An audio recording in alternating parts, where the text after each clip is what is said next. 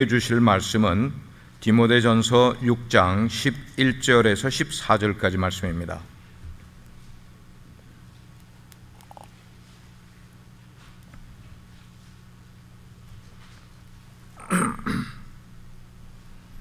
(11절부터) (14절까지) 우리 한 절씩 교독하겠습니다. 오직 너 하나님의 사람아, 이것들을 피하고 의와 경건과 믿음과 사랑과 인내와 온유를 따르며 믿음의 선한 싸움을 싸우라. 영생을 취하라.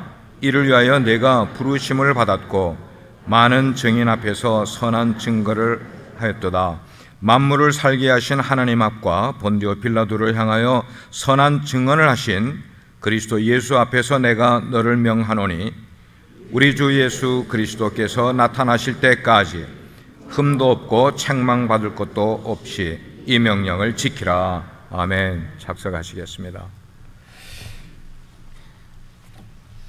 오늘 본문은 이렇게 시작을 하고 있습니다. 오직 너 하나님의 사람아, 이것들을 피하고 그 대신 의와 경건과 믿음과 사랑과 인내와 온유를 따르며, 그리고 마지막에 믿음의 선한 싸움을 싸우라 그랬습니다.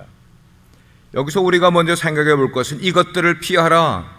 우리가 읽은 본문 가운데는 이것들이 무언가를 설명하고 있지 않습니다. 분명히 이 말은 이 앞에 이야기한 내용을 의미를 하고 있어요. 그 앞에 3절부터 10절까지를 보게 되면 그 내용들은 뭐냐? 사도 바울이 디모데에게 이런 것들은 피하라 라고 이야기한 것들을 보니까 다른 교훈을 따르는 것들은 피하라 하는 말씀입니다. 하나님의 바른 복음 이외의 그런 일들은 너희들이 피하라. 그 다음에 두 번째는 교만한 것도 피하고 부패한 마음도 피하고 욕심을 따르는 것들도 피하고 그리고 돈을 사랑하는 것도 피하라. 이것이 목양을 하는 너에게, 신앙생활 하는 너에게 유익하지 않고 해가 되기 때문이라 이렇게 이야기를 하는 거예요. 너 하나님의 사람아, 물론 이것은 우리가 읽은 대로 사도 바울의 믿음의 제자인 디모데를 향하여 지금 말하는 것이에요. 구약 성경에도 보면은 모세도, 그리고 스마야라는 사람, 그리고 이 외에도 여러 명들에게 하나님의 사람아 라는 표현을 한 것이 있어요. 디모데뿐만 아니고 신약 성경에도 여러 명이 하나님의 사람이라는 그런 호칭을 받은 것이 있어요. 만약에 누가 저에게 어떤 호칭을 불러주기를 원합니까? 저의 가장 페이보릿한 호칭은 저의 명칭이나 직함이나 뭐 여러 가지가 있겠지만, 그러나 그 가운데서 제가 가장 페이버하게 듣기를 원하는 호칭이 있다면 하나님의 사람이라는 거예요. Man of God, Man of God. 하나님의 사람이라는 이 말처럼 저에게 큰 은혜가 되는 그런 말은 없는 것 같아요. 하나님의 사람은 어떤 사람을 말합니까? 하나님의 영의 인도를 받는 사람을 말합니다. 하나님의 사람은 예수 그리스도를 내 개인의 구세주로 영접한 사람을 말하는 거예요. 그렇기 때문에 예수 그리스도를 그렇게 믿음으로 고백한 사람은 다 하나님의 사람이라고 말할 수가 있는 거예요. 그러고 보니까 이 시간 예수님을 내 개인의 구세주로 영접해서 하나님 앞에 예배하고 있는 우리 모두는 다 누구라고요? 한번 크게 따라 하시길 바랍니다. 나는 하나님의 사람입니다. 이보다 더 놀라운 호칭이 어디 있냐는 거예요. 나는 하나님의 사람입니다. 하나님의 영의 인도를 받고 하나님의 말씀으로 나는 살아가기를 원하는 그런 마음의 결단을 하는 사람. 그런데 지금 바울은 제자 디모데에게 굉장히 마음에 따뜻한 사랑의 마음으로 권면하기를 이렇게 권면하는 거예요. 디모데야, 네가 하나님의 사람이기를 원한다면 그러면 너는 이것들을 피하거라. 그게 우리가 읽은 본문 앞절에 나와 있는 것들, 이런 것들을 피하거라. 그 대신 반면에 이런 것들은 꼭 붙잡고 살아가기를 바란다. 그리고 마지막에 말하기를, 그렇게 살기 위해서는, 하나님의 사람으로 살기 위해서는 너는 믿음의 선한 싸움을 싸워야 한단다 라고 이야기를 해주고 있어요. 사도 바울이 지금 2019년을 살아가는 우리에게 말씀하기를, 사랑하는 아무개야, 네가 하나님의 사람이면 너는 선한 싸움을 싸워야 한단다, 이 말씀을 하고 계시는 거예요. 아멘입니까? 예. 인류 역사 이래 이 지구촌에는 끊임없이, 어쩌면 한순간도 빠짐없이 전쟁과 싸움이 계속되어 오고 있어요. 우리 인류의 역사를 다른 말로 표현하면 전쟁의 역사, 싸움의 역사라고 표현할 수도 있을 거예요. 작게는 가정불화로 싸우는 거예요. 가정불화로. 제가 앞에 있는 분들에게 물어봐야 되겠는데, 우리 태식 목자님은 안 싸우죠? 예, 작년까지는 싸웠는데 이제 금년부터 안 싸웠다는 거예요. 작게는 가정불화로 싸우지만 크게는 나라와 나라끼리 싸우고, 더 크게는 세계와 세계끼리, 그래서 세계대전이라는 어마어마한 싸움도 일어나게 되는 것입니다. 우리에게 궁금한 게 있어요. 왜 싸움이 일어나느냐 하는 거예요. 전쟁이나 혹은 싸움은 결국 자기가 원하는 것을 얻기 위한 우리 인간의 최후의 수단이 싸움이 아니겠나 하는 거예요. 말로 하다가 안 되니까, 다른 걸로 하다가 안 되니까 에이 그냥 싸워보자, 그냥 싸워버리는 그런 일들이 우리 세계 속에 일어나고 있는 그런 모습이에요. 그러나 오늘 본문을 보게 되니까 사도 바울이 디모데, 그리고 2019년을 신앙생활을 하고 있는 저와 여러분들에게 요구하는 싸움은 세상의 싸움이 아니고, 악한 싸움이 아니고 선한 싸움을 싸우라고 말씀을 하고 있는 거예요. 아, 그렇구나. 예. 우리가 살아가는 이 세상 가운데는 어쩔 수 없이 싸움이 우리 가운데 일어나게 되는데, 이왕 우리가 싸울 거면은 세상의 싸움을 싸우는 것 아니라 믿음의 싸움을, 그것도 선한 싸움을 싸우면서 삶을 살아가야 하겠다는 것이, 이 두 가지에는 굉장한 여러 가지 차이가 있습니다. 이 세상의 싸움과 믿음의 선한 싸움에는 차이가 있는 다른 점이 있는데, 그 가운데 중요한 것 몇 가지만 여러분과 한번 생각해 보려고 그래요. 첫째 다른 점은 싸움의 대상이 다릅니다. 세상의 싸움은 그 싸움의 대상이 자기가 아닌 모든 사람이 다 싸움의 대상이 되는 거예요. 그래서 어떤 때는 가족들 가운데 자녀가 부모님과 싸우는 그런 사람도 있어요. 부모가 돼서 자기가 낳은 자녀들과 싸우는 사람도 있어요. 같은 배에서 나온 형제들끼리도 싸우는 사람들이 있어요. 자기 아닌 누구와도, 어떤 사람과도 싸우는 이런 것들이 바로 세상의 싸움이 되는 거예요. 그렇지만 선한 싸움의 경우는 그 대상이 다른 거예요. 사람이 대상이 아닌가, 세상의 풍조와 싸워야 된다는 겁니다. 21세기를 살아가는 우리의 세상의 풍조가 어떤 것인 것은 여러분이 뉴스를 통해 너무나 잘 알고 있어요. 우리는 그것들과 싸워야 되는 거예요. 공중의 권세 잡은 자와 싸워야 되는 겁니다. 심지어 성경은 우리에게 말씀하시기를 너 자신과 싸우라고 말씀을 하고 있는 거예요. 예. 야곱이 약복강가에서 천사와 어느 날 밤에 큰 레슬링을 합니다. 근데 그 천사와의 싸움은 사실은 야곱이 자기와의 싸움이라고 우리는 봐야 되는 거예요. 내가 계속해서 앞으로도 사기꾼적인 삶을 살아가야 될 것인가, 아니면 내가 사기꾼의 그 삶을 버리고 하나님의 영의 지배를 받는 삶을 살아갈 것인가, 이것을 천사와의 싸움에서 그는 투쟁을 하듯이 싸웠단 말이에요. 예. 두 번째, 우리에게는 싸움의 목표가, 세상과 선한 싸움은 목표가 달라요. 아까도 얘기 드렸지만 세상의 싸움은 뭐예요? 뭔가 자기가 원하는 것을 얻기 위한 싸움인 거예요. 어떤 사람들은 명예를 얻기 위해서, 왜 명예를 얻는데 싸워야 되죠? 어떤 사람은 권력을 위해서 싸워요. 왜 자기가 권력을 얻으면 되는 거지 왜 그걸 싸워야 되는 거예요? 재물을 얻는 것도 꼭 싸워서 재물을 얻으려고, 그 말은 뭐예요? 다른 사람에게 눈물을 흔들리게 만들고 말이죠. 다른 사람을 짓밟고 올라가면서 자기가 이겨야 되고 재물을 얻어야 되는 이유가 뭐냐? 이게 세상의 싸움이기 때문에 그렇다는 거예요. 피 튀기면서 싸워요. 여러분이 지난 주간 동안에 한국의 뉴스를 접하신 분들은 아주 그냥 뉴스마다 도배를 하다시피 있었던 한 가지 사건이 있는데, 그것은 더불어민주당에 소속된 한 여성 국회의원의 이야기예요. 여러분들이 관심이 많을까 봐 저는 다 이야기 드리지는 않겠어요. 그러나 저의 마음 가운데는 그걸 보면서 이 사람 참 싸움박질 잘할 것 같다는 그런 생각을 했어요. 왜냐하면 목포라는 한 시내에 문화적인 그런 디스트릭이 있는데, 그 디스트릭에 처음에는 집을 6채를 소유했다고 이야기를 하는데 나중에는 그게 9채로 나가고 나머지는 그 다음에는 15채로 하고 그 다음에는 20개의 부동산을 소유했다. 그게 끝나는 게 아니더라고요. 목포에서 그 다음에 통영에서 일이 아직도 나타나지 않은 어떤 것들이 더 있는지 모르겠어요. 근데 이런 것들을 생각을 하게 될 때에 마음 가운데 그렇게 생각해요. 저 사람이 그냥 얻었겠냐는 거예요.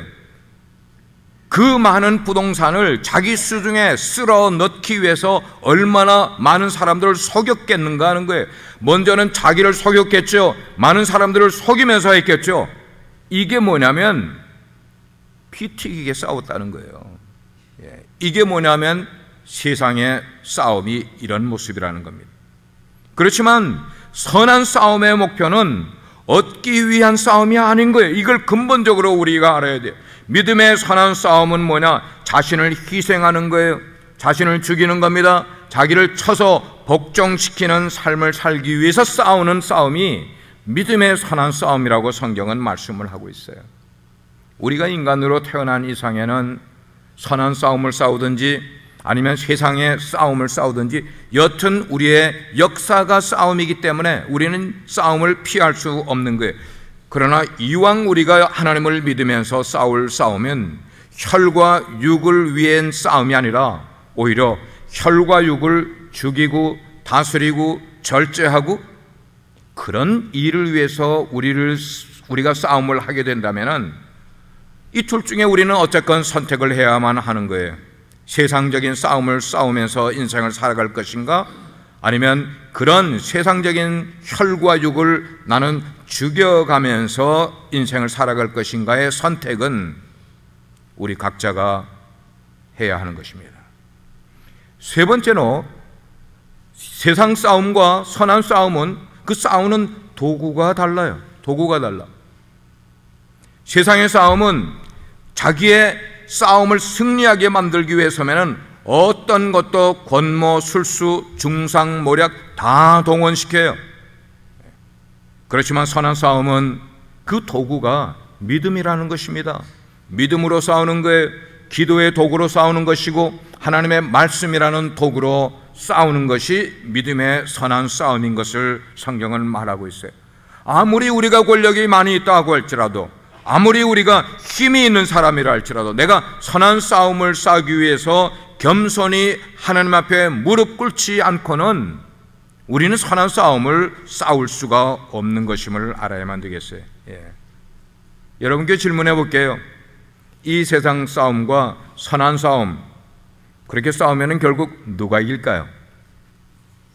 누가 이길까요? 확신 없으세요? 질 것 같아요? 처음에는 이 세상 싸움으로 스타일로 싸우는 사람이 이길 것 같지만 그러나 시간이 지나면 지날수록 선한 싸움을 싸운 사람이 승리하는 줄 믿습니다. 믿습니다.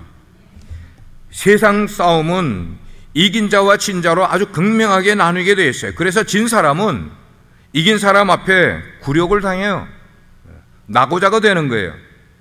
그러나 이긴 사람 역시 그 승리의 기쁨은 잠시이지 영원한 기쁨을 얻는 것 아니에요. 이긴 자는 어떻게 이겨요? 그 이김 뒤에는 남의 실패를 딛고 일어나고 남의 눈물을 딛고 올라선 것에 대해서 그 기쁨이 씁쓸한 뜨뜻한 그런 기쁨을 누리게 된단 말입니다. 제가 이렇게 뉴스를 보면서 그 정치인이든지 뭐 경제인이든지 그런 분들이 사회적으로 성공했다는 사람들이 가끔씩 그 카메라의 앵글이 탁 잡히는 얼굴 표정을 보면서 속으로 느끼는 게 있어요. 제가 만약에 코미디언이라면 얼굴을 굉장히 재미있게 그 표현을 해줄 것 같은데 저는 코미디언이 아니라서 못하겠어요. 근데 그렇게 남을 밟고 일어나서 그가 승리한 것과 같은 그런 정치인들이나 그런 경제인들이 흘끗 지나가면서 입을 실룩거리면서 웃는 그 승리의 표정은요, 그건 진정한 행복에서 나오는 모습이 아니더라고요. 남을 조소하고 남을 멸시하면서 내가 이렇게 승리했다는 그런 것들, 그래서 그의 얼굴에는 천사의 얼굴로 표정이 나오는 것 아니라 세상적인 승리를 한 사람들 보면은 그 다음에 제가 뭐라고 표현해야 될지 모르겠어요. 천사의 얼굴이 아니더라고요. 그렇지만 선한 싸움에서 승리한 사람은 그게 다르더라는 거예요. 왜 다릅니까?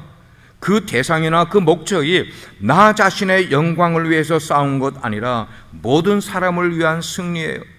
그리고 그 승리는 하나님께 영광 돌리기 위한 승리가 베이직하게 깔려있기 때문에 믿음의 선한 싸움을 산 인생은 그의 인생이 재물을 많이 얻지 않았다 할지라도, 세상에 어떤 커다란 업적을 남기지 않았다 할지라도 많은 사람들이 인정해주고 존경하는 그런 인물로 우리에게 드러나는 것을 보게 됩니다.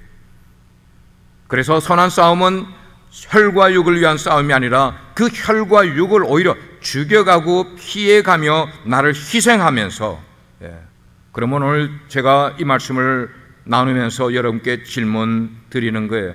여러분은 앞으로의 인생을 선한 싸움을 싸우면서 살아가시겠습니까? 아니면 세상 싸움을 싸우면서 살아가시겠습니까? 선한 싸움을 싸우겠다고 고백하시는 분은 크게 아멘 하시기를 바랍니다. 아멘, 아멘. 어제 저녁에 제가 참 기뻤어요. 우리 성도님들이 이렇게 아멘을 크게 잘 하시는 분들이구나. 우리가 은혜 받으려면은 은혜 받는 현장이라는 게 굉장히 중요한 거예요. 제가 이스라엘을 성지순례를 가보기 전에 마태, 마가, 누가, 요한복음을 가르쳤을 때와 제가 성지순례를 다녀온 다음에 가르쳤을 때 저의 메시지는 달라지는 거예요. 뭐가 달랄까요? 확신이 더 큰 거예요. 아멘입니까? 확신이 더 큰 거예요. 왜냐하면 그냥 전에는 글로만 봐왔던 걸, 그리고 설명만 했던 거를 제 눈으로 직접 확인하고 거기를 걸어가 보게 되니까, 가브나움이라는 곳을 가게 되니까 마치 그곳에서 예수님의 호흡을 느낄 수 있는 그런 거를 경험하게 되더라는 말이에요. 눈물이 왈칵 쏟아지는 거를 느끼게 되더라고요.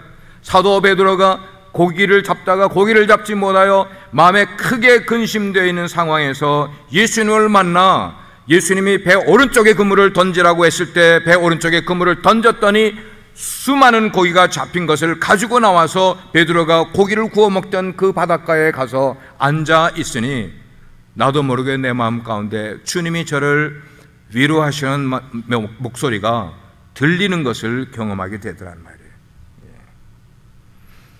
그러면 우리가 선한 싸움을 해야 되는 이유가 뭐냐 하는 거예요. 왜 우리는 선한 싸움을 해야 됩니까? 12절 말씀 보니까 믿음의 선한 싸움을 싸우라, 그 다음에 영생을 취하라 그랬어요. 영생을 취하라.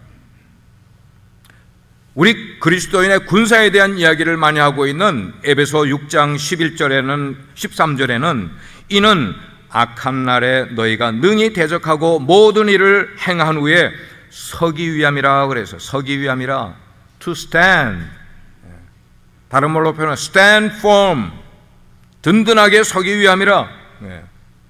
왜 싸워야만 합니까? 싸워서 이겨야만 하기 때문입니다. 이긴 다음에 우리가 든든히 서기 위해서 우리는 싸워야 한다고 말씀을 하고 있는 거예요.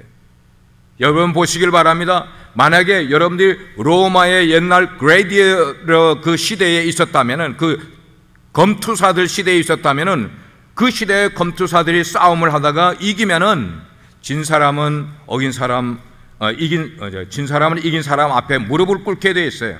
그리고 머리를 땅에 조아리게 돼. 이게 항복, 졌다는 표시란 말이에요. 그러면 이긴 사람은 그 진 사람이 절을 하게 될 때 그 앞에 든든히 서 있는 모습을 우리는 알고 있어요.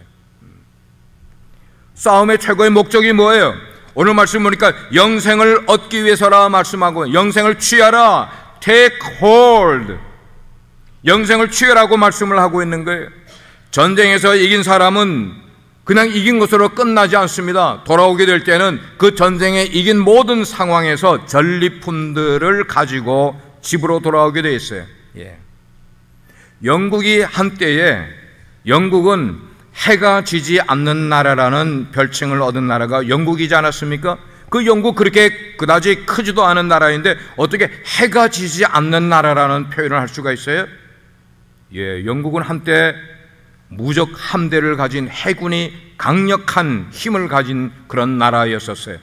그래서 세계 곳곳을 다니면서 그 세계에 정복되지 않은 나라들을 찾아다니면서 전쟁을 하는 거예요. 싸운단 말이에요. 그럼 싸움에서 승리한 다음에는 거기다 깃발을 꽂아야, 깃발을 꽂고 그냥 돌아옵니까? 아닙니다. 거기에 있는 전리품들을, 싸그리 귀한 것들을, 좋은 것들을, 보물들을 자기 나라로 가지고 와 자기 나라의 왕궁에 두든지 박물관에 두든지 그렇게 둬요. 그리고 거기에 사람을 보냅니다. 총독을 보내서 그 전체 나라를 뭐하게 만들어요? 통치하게 만드는 거예요.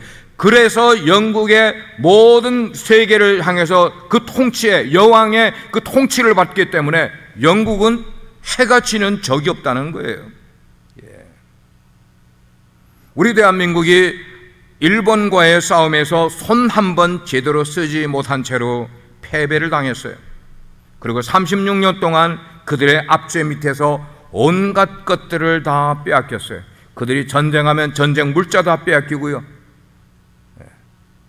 우리나라가 지금도 일본과 계속 대치해서 싸우는 그 위안부 문제 빼앗겼기 때문에 그런 일이 일어나는 거예요. 마지막에는 무엇까지 빼앗겼습니까? 우리의 고유 이름까지 빼앗겼단 말이에요. 저의 형님 누님들 가운데 일본 이름을 가지고 교육을 받은 형 누님들이 있단 말이에요. 우리의 이름을 쓰지 못하게 만드는 거예요. 여러분, 왜 이런 일이 일어나요? 졌기 때문에 거예요. 졌기 때문에. 마찬가지입니다. 우리가 영적인 전투에서도 이 싸움에서 이기면은 영생이라는, 생명이라는 전리품을 우리가 얻게 되지만, 만약에 우리가 이 영적 전투에서 지게 되면은 우리의 생명 빼앗겨요. 우리 인생의 행복을 빼앗겨요. 그 다음에는 우리는 죄에 억눌린 삶을 평생 살다가 지옥 가는 거죠. 마귀는 우리에게서 행복만 빼앗아 가는 것 아니라 우리에게서 생명도 빼앗고 영원한 생명까지 빼앗아가는 것이 마귀이기 때문에 우리는 영적인 전투를, 선한 싸움을 해야만 한단 말이에요. 지금 중동에서는 바레인이라는 나라에서 아시아 축구대회가 열리고 있어요. 우리나라는 3전 전승을 해서 16강에 먼저 올라갔고, 우리나라 박항서 감독이 이끄는 베트남 팀은 그냥 가까스로 턱걸이에서 16강에 올라갔어요. 여러분, 축구를 보게 될 때 우리나라 공격수 가운데 가장 유명한 공격수 손흥민, 세계가 알아주는 공격수예요. 그러면 이 공격수는 적진으로 들어가잖아. 그리고 적진에 가서 골에 골키퍼가 있어도 어떻게 하든지 골을 넣어야만 승리를 하기 때문에 골을 넣으려고 애를 씁니다. 그러나 축구에는 공격수만 있는 게 아니잖아요. 축구에는 수비수가 있어요. 수비수의 역할은 뭐예요? 적의 공격이 올 때 그 공을 우리가 뺏는 거야. 적의 공격수가 아무리 잘해도 수비를 잘하고 있으면 그 공을 뺏어서 우리 공격수에게 주면 공격수가 골을 넣으면 승리하는 거예요. 여러분, 축구는 비기면 재미있어요? 재미없어요? 비기면 재미가 없어요. 축구는 하면은 어떻게 해야 됩니까? 한번 따라 하시길 바랍니다. 이겨야 한다. 지금 제가 축구는 비유예요, 비유. 우리는 이 세상을 살아가며 영적인 선한 싸움을 싸우게 될 때에 비교도 안 돼. 이겨야만 한단 말입니다. 이겨야만 한단 말이에요. 우리가 믿음의 선한 싸움을 싸워야 되는 이유는 영생을 얻기 위해서 싸워야 되는 거예요. 영생이라는 게 뭐예요? 이게 축구로 말하면 골 들어가는 거예요. 골 들어가는 거. 이겨야만 한단 말입니다. 그런데 그 일을 방해하는 존재가 있는데 이게 사탄이기 때문에 우리는 신앙생활 하면서 늘 사탄이 있음도 알아야 되지만 사탄이 나를 공격한다, 사탄이 우리 가정을 공격한다, 사탄이 우리 교회를 무너뜨리려고 쓴다, 이거를 늘 알고 경계를 하며 신앙생활을 해야만 하는 거예요. 그런데 이런 신앙생활 하는데 이 신앙생활이 개인 혼자 싸워서 이길 수 있냐는 거예요. 아무리 고군분투한다 할지라도 그게 안 되는 거예요. 안 되는 거예요. 신앙의 전투는 혼자에서는 이기기가 어려워요. 함께 해야만 하는 거예요. 팀워크를 이뤄야만 하는 것입니다. 개인기가 아무리 뛰어난 축구 선수, 바르셀로나의 메시가 세계 최고의 축구 선수라 하는데, 바르셀로나 팀에서는 팀워크가 잘 돼서 승리를 하는데, 이 메시의 출신 국가인 아르헨티나 대표팀으로 가지고 가니까 메시가 있는 동안에 월드컵을 아르헨티나가 한 번도 못 탔어. 왜 그래요? 팀워크가 부족해서. 팀워크가 부족해서. 개인기로 되는 게 아니라는 말씀입니다. 우리의 개인의 신앙이 아무리 뛰어나고 강한다 할지라도 영적 전투에 임하게 될 때, 사단이 나를 공격하게 될 때 나 혼자 싸워서 이길 수 있는 존재는 없어요. 함께 싸워야만 나는 거예요. 신앙에는 독불장군이 없는 것임을 알아야 돼요. 그러니까 함께 기도하고 함께 찬송하고 서로 협력하고 협동하는 것이 우리 가운데 꼭 필요하다는 말씀입니다. 그러면 어떻게 우리가 선한 싸움을 싸워야 할까? 어떻게? 오늘 본문은 11절에서 말하기를 의와 경건과 믿음과 사랑과 인내와 온유를 따르라 말하고 있어요. 그리고 에베소 6장 11절 말씀에는 하나님의 전신갑주를 입으라. 할렐루야. 하나님의 전신갑주를 입으라고 말씀하는 거예요. 어떤 전략 전문가가 이야기하기를 전쟁에서 이길 수 있는 길은 두 길이라는 거예요. 하나는 뭐냐? 그 병사들의 정신력이 강해야 된다. 두 번째는 병기, 화력이 강해야 이길 수 있다. 그렇게 표현을 했어요. 만약에 최신 병기를 가지고 있지만 정신력이 바르게 무장되어 있지 않으면 최신 병기를 가지고 있는 팀이라 할지라도 질 수 있다.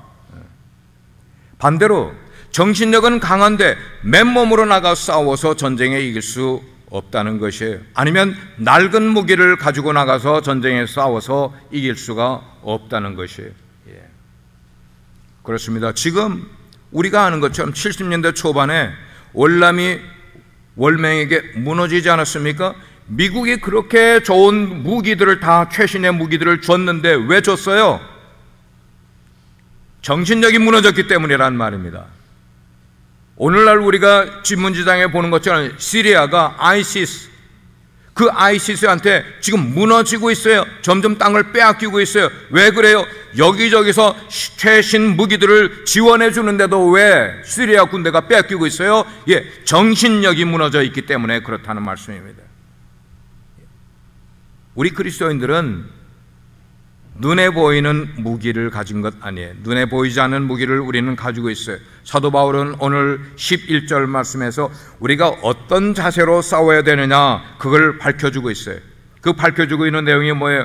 우리 자신이 하나님 앞에 stand firm, 하나님 앞에 똑바른 모습으로 서 있어야만 한다고 말씀을 합니다. 의롭고 경건함으로 우리가 그런 생활을 함으로 하나님으로부터 능력을 공급받아 그 능력으로 마귀와 싸우게 되면은 우리는 백전백승할 수 있다고 성경이 그렇게 말하고 있어요. 아멘입니까? 믿으시면 아멘 하시기 바랍니다. 맞습니다. 맞습니다. 만약에 내가 나와의 싸움에서 지면은 어떻게 될까? 나와의 싸움에서 진 사람은 다른 사람과의 싸움에서도 져요. 그리고 사단과의 싸움에서도 져요. 제가 인생을 조금 살아가면서 경험한 것은, 물론 제가 오늘 오후에도 이제 말씀 가운데 저의 실수와 저의 잘못 이런 것들을 간증으로 나누긴 하겠습니다만, 인생을 살아보니까 제일 힘든 게 뭐냐? 나와의 싸움이 가장 힘들었다는 것을 저는 깨닫고 있어요. 우리가 제일 먼저 싸워야 될 대상, 그것은 바로 나 자신이란 말씀입니다. 그래서 사도 바울은 인생에 자기의 그 생명이 다하게 갈 때 그때 깨달았어요. 그 깨달은 간증이 뭐예요? 나는 날마다 나를 쳐서 복종시켜야 한다고 말씀을 하고 있는 거예요. 날마다 내가 나를 쳐서 복종시키지 않으면 나는 내일이라도 실수하는 인생이고 나는 내일이라도 사탄에게 질 수 있는 인생이기 때문에 나는 날마다 나를 쳐서 복종하는 일을 리핏 한다고 그렇게 이야기를 하는 거예요. 뭐 제가 꼭 이 이야기를 설교를 해서야만 여러분들이 아시겠어요? 여러분 스스로 인생을 살아가면서, 우리가 인생을 살아가면서 정말로 힘든 것, 그것은 내가 남을 꺾는 것보다 내 고집을 꺾는 게 더 힘들지 않습니까? 내 잘못된 습관을 고치는 게 너무너무 힘들지 않습니까? 내 마음, 내 마음 나도 몰라. 내 마음, 이걸 다스리기 위해서, 그래서 이것은, 내 마음을 다스리는 것은 어떤 현인이 말하기를 천하를 얻는 것보다도 힘들다, 그렇게 이야기를 했어요. 내 마음을 다스리는 것. 그러면 어떻게 나를 이기고 그리고 나의 적을 이길 수가 있을까? 그 싸움의 방법을 오늘 11절 말씀이 우리에게 알려주고 있어요. 싸움의 대상은 마귀 사탄이라고 했어요. 그리고 우리가 싸우지 않으면은, 만약에 우리가 사탄이 나에게 다가오고 있는데 불구하고 내가 그를 대항해서 싸우지 않으면은 사탄이 요거 봐라, 우리를 넘어뜨린단 말이에요. 방비하지 않고 있는 하나님의 백성들은 넘어뜨린단 말이에요. 사도 바울은 오늘 본문에서 제자 디모데에게 구체적인 싸움의 방법 그리고 승리의 비결들을 가르쳐 주고 있어요. 크게 두 가지였어요. 크게 두 가지. 이런 것들은 피하라. 그리고 이런 것들은 끝까지 붙들라. 아멘입니까? 이 두 가지를 잘 구분할 줄 알고 이 두 가지를 우리의 신앙의 삶에서 실천할 줄 알면은 우리는 어떤 시험과 역경이 오더라도 이겨낼 수 있는 하나님의 힘이 생기는 줄 믿습니다. 내 욕심 없는 사람 어디 있어요? 내 정욕 없는 사람 어디 있습니까? 혈기 부릴 줄 모르는 사람 어디 있어요? 아무리 선한 분, 아무리 교회 신앙이 좋다는 사람도 때때로 남이 모르는 혈기를 내지 않습니까? 자기의 정욕 때문에 문제를 일으키고 있지 않습니까? 그러나 안 보여. 이런 것들이 안 보여. 근데 우리의 대적인 사탄이 우리의 눈에 보이지 않는 적이기 때문에 무섭다는 것입니다. 커멘터리, 주석을 쓰는 주석가인 베이컨은 이렇게 이야기를 했어요. 사탄은 우리 집안 바로 우리 곁에 가까이 있다. 뿐만 아니라 우리 안에 사탄을 지지하는 강한 세력을 가지고 살아간다. 그렇게 얘기했어요. 우리 사람들 안에, 저도 여러분들도 각각 사탄을 지지하는 강한 세력이 우리 속에 있다는 것입니다. 결론은 너무나 분명하잖아요. 내 힘으로는 나도 이길 수가 없고 내 힘으로는 사탄도 이겨낼 수가 없다는 것입니다. 그래서 사도 바울은 그것을 알기 때문에 하나님의 전신갑주로 무장하라. 할렐루야. 하나님의 전신갑주로 무장하라고 말씀을 하고 있는 거예요. 하나님의 말씀으로 무장하라고 말씀을 하고 있어요. 정말 선한 싸움을 싸워서 영생을 우리가 취하고 그리고 승전가를 우리가 부르기 위해서는 내가 인생을 살면서 내가 무기라고 생각했던 것 하나님 앞에 겸손하게 내려놓아야 되지 않겠어요? 하나님, 제가 제 계획으로 내 인생을 무기로 삼고 살아왔습니다. 나의 비전으로, 나의 어떤 것으로 하나님 앞에 이런 것들을 우리가 가지고 인생을 살아왔다면 이제는 하나님의 앞에 내려놓고 하나님이 주시는 새로운 갑옷으로 갈아입어야 되지 않겠어요? 어제도 우리 이목빈 집사님이 아멘을 제일 크게 하시더니 오늘도 제일 크게 하시는 거 보니까 은혜를 많이 받으십니다. 만약에 우리가 전쟁에 나가는데 낡고 힘없는 무기를 가지고 나가서 싸워 이길 수 있다는 보장이 어디 있겠어요? 그러니까 이건 하나님 앞에 내려놓고 하나님이 내게 주시는 최신의 무기로 우리가 장착을 하고 우리가 인생을 그렇게 살아가는 거예요. 하나님의 능력으로 무장을 하는 것이. 귀신 들려가지고 아주 그냥 심하게 발작하는 한 젊은 청년이 있었습니다. 옆에 그리스도인들이 여러 명이 있었는데 8명의 장정이 그 귀신 들려 발작하고 있는 한 청년을 제어하려고 힘을 썼는데 아무도 그 청년을 제어하지 못할 만큼 귀신의 힘이 그렇게 강했어요. 그런데 기도를 열심히 하고 기도를 깊이 하는 한 노인 권사님이 계셨는데 그 귀신 들린 청년을 향하여서 가지고 있는 성경을 옆에 끼시더니 그 청년에게 다가가는 거예요. 지금까지도 귀신 들려 발작을 하고 발광을 하던 그 청년, 그래서 8명이 장정이 붙어도 제어할 수 없었던 그 젊은 청년이 이 권사님이 성경을 들고 가서 가까이 다가가자마자 그 귀신 들린 청년이 그 자리에 훌쩍 주저앉아 버리는 거예요. 여러분, 이 힘이 어디서 나오는 걸까요? 이 권사님이 파워가 커서요? 이 권사님이 뭐 어떤 다른 물리적인 것으로 이겨냈습니까? 아니에요. 우리가 사탄을 이기는 길은 바로 그 힘입니다. 하나님이 주시는 바로 그 힘입니다. 무장을 해서 선한 싸움에서 승리할 수 있는 그 힘, 그 힘은 하나님을 믿는 믿음에서 나오는 것이에요. 우리가 기도할 때 그렇게 기도해야 됩니다. 주님, 저에게 그 하나님의 힘을 주시옵소서. 주님, 저에게 그 하나님의 능력을 주시옵소서. 이렇게 우리가 기도해야만 되는 거예요. 예. 우리가 왜 영적으로 싸워야만 됩니까? 마귀는 우리가 영생 얻는 것을 방해하는 존재라고 말하고 있어요. 베드로서도 그렇게 우리에게 말하고 있어요.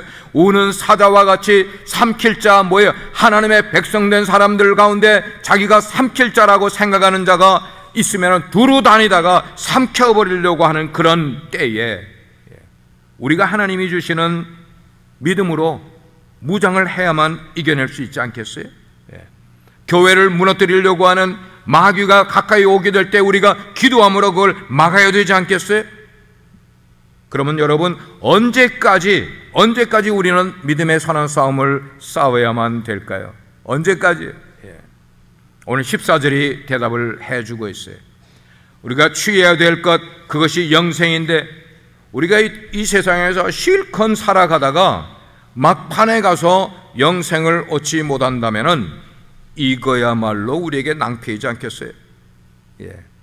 마지막에 가서 영생을 얻지 못한다면.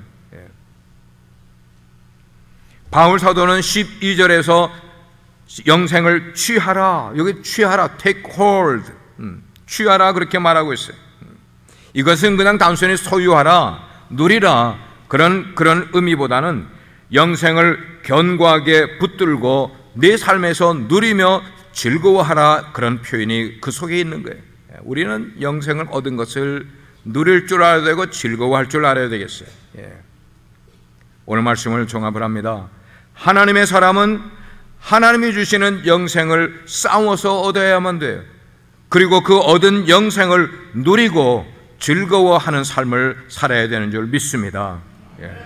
하나님의 사람은 주님이 다시 오실 때까지, 재림하실 때까지 흠도 책망받을 것도 없이 살아가는 이 명령을 지키라고 사도 바울이 말씀하고 있어요. 이 명령을 지키라, 흠도 책망받을 것도 없이 살아가도록 지켜가라. 우리가 신앙적인 열심 가지는 거 필요해요. 순수성 가지는 거 필요해요. 그러나 이것이 어느 한순간에만 그렇게 뜨겁게 신앙생활을 하는 것 아니라 예수 그리스도께서 이 땅에 다시 오시는 그날까지. 그래서 우리가 하나님의 사람으로 어떤 삶을 살았는지 그때가 되면 주님 앞에 주님이 우리를 판단하실 그때까지. 그렇습니다. 주님 다시 오실 때까지 우리는 신앙생활하면서 믿음의 선한 싸움을 싸우되 피할 것은 피해야 되고요. 그리고 우리가 취하고 우리가 붙들어야 될 것은 강하게 붙들어 잃어버리지 않는 가운데 최후 승리를 얻을 수 있는 저와 여러분 되기를 주의 이름으로 축원합니다. 기도하시겠습니다. 기도하기 전에 우리 찬송 한 장 부르겠어요. 찬송. 주님 다시 오실 때까지, 주님 다시 오실 때까지 나는 이 길을 가리라. 아까 한번 우리가 경배와 찬양팀과 불렀습니다. 한번 간증을 하면서 정말 주님 다시 오실 때까지 나는 이 길을 가겠습니다. 선한 싸움을 싸우는 이 길을 가겠습니다. 이 길 끝에서 나는 주님을 꼭 보겠습니다. 영광의 주님을 나는 맞이할 것입니다 라는 간증이 섞인 말로 정말 뜨겁게 이 찬송을 부르시길 바랍니다. 주님을 사모하는 마음으로 이 찬송을 부르겠습니다.